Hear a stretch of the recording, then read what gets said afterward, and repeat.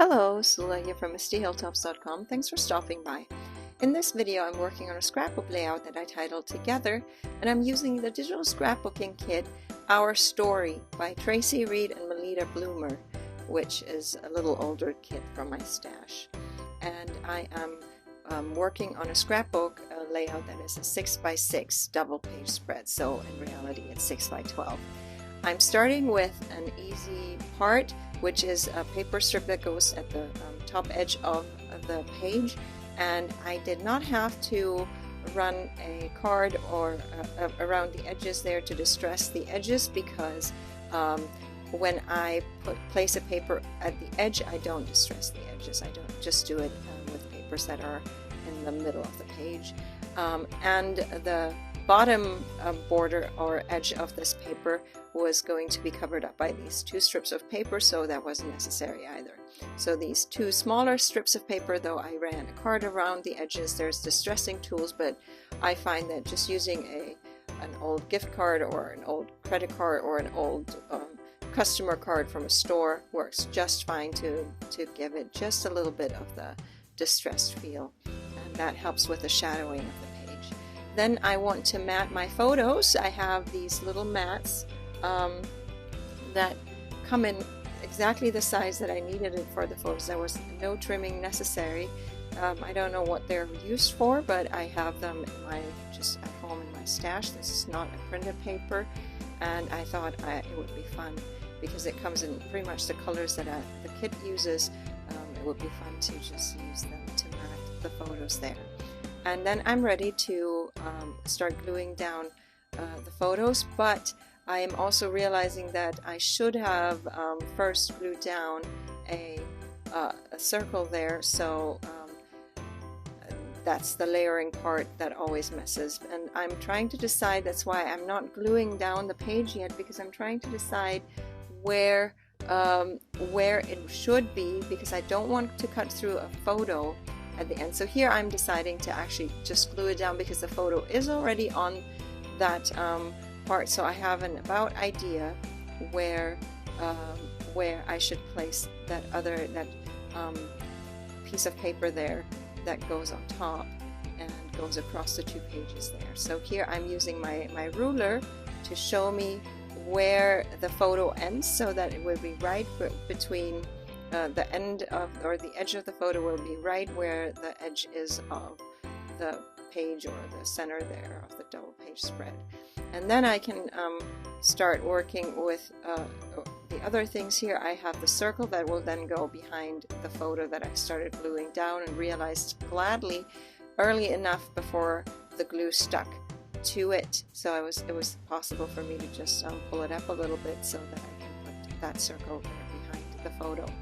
And then I can get ready for the other photo there, and I have these two paper flags, and one will go underneath that bigger layer, but it's just a little bit in the edge, so it doesn't matter that I just slip it underneath there a little bit.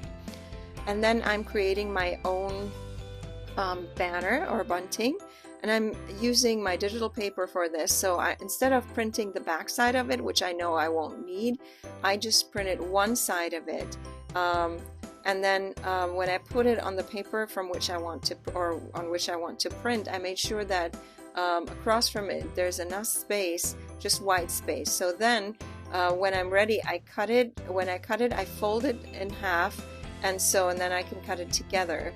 I can cut the pieces together in one, and so that helps with, then I can just fold it around that little thread there. So that's one way of how I can do this, and it's an easy way to create these banners. Obviously, if you were working with finished pattern papers, then it's easy. All you need to do is just fold the paper in half, and then cut it the way that you want it to have the shape for the bunting there. Then I decided I will already cut apart the two pages, because I really don't need to have any more things that go across the two pages, and I wanted to make sure that the photo there would go straight to the edge of that right side paper, but not go across the edge. So to see where the edge exactly is, I mean, often I put a paper strip or a ruler across, so that helps me too. But here I just decided to go ahead and cut apart the 2 pages. Then I'm ready to add the other paper flag there that will go on top, and then I have the circle, and that one was purposed to go on top. I didn't want to have it underneath the photo as well.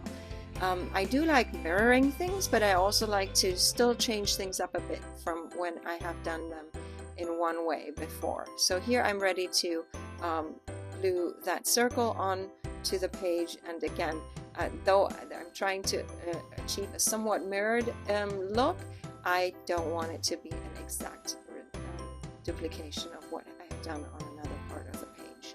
And then I'm ready to glue the bunting onto the page, and I only put generously, but I only put glue on the thread. I'm not gluing down the actual paper pieces there because I want them to be able to move freely. That's why I create them on a string.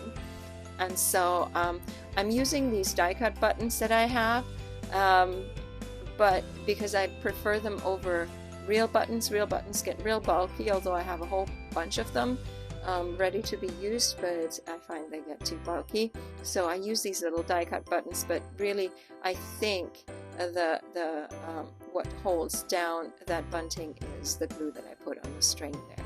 And then I'm ready to embellish. I have created these paper flowers using a die cut set from Stampin' Up, and then I can add those to my page and try to create a visual triangle there. That's a design principle that I try to follow in most of my pages. Not always. I'm not too stuck on that, but for the most part I do try to keep it to 3 main clusters there. And so here I have, obviously I need to start with the leaves because they go behind, and then I can add the flower on top, and then the same goes with the other flowers. And then I have all these little word strip pieces, or word art pieces. They mostly came from the kit, so from this digital scrapbooking kit, so I didn't have to create my own or use some of my own that I already have. For most of it I just used the ones that came with a collection or with a kit there, and they just go on top of the flowers. And then finally I decided to stamp a title onto my page using one of my stamps there. So here I'm still adding the flower with the foliage, and I decided to just add the little word strips on top of each of the flowers, and continuing to cluster that little visual triangle there. And then there's this one little ticket piece that I just will attach, trying to make it more cluster, not just having it randomly sit on the page. And then again I am working on the title, which is just a simple stamp. But what happened as I was stamping it was that there was a big splotch where the ink had not transferred to the paper. I don't know, my desk is actually even, but for some reason it didn't take the ink. So I did something risky. The ink was still on the stamp. I could see it clearly, but I then decided to just clean the stamp all around that where the ink was still there from that part of the word beautiful. And then I just decided I'm just going to try and double stamp it, and it turned out perfectly, like to my surprise. Usually things don't work out so well, but you cannot see that I stamped doubly on it. It just perfectly continued the rest of it. So anyway, this is my page done. I'm going to leave you with some more close-ups. I hope you enjoyed this video. Give it a thumbs up if you did. Consider subscribing, and I hope you have a great day. Thanks for watching. Bye.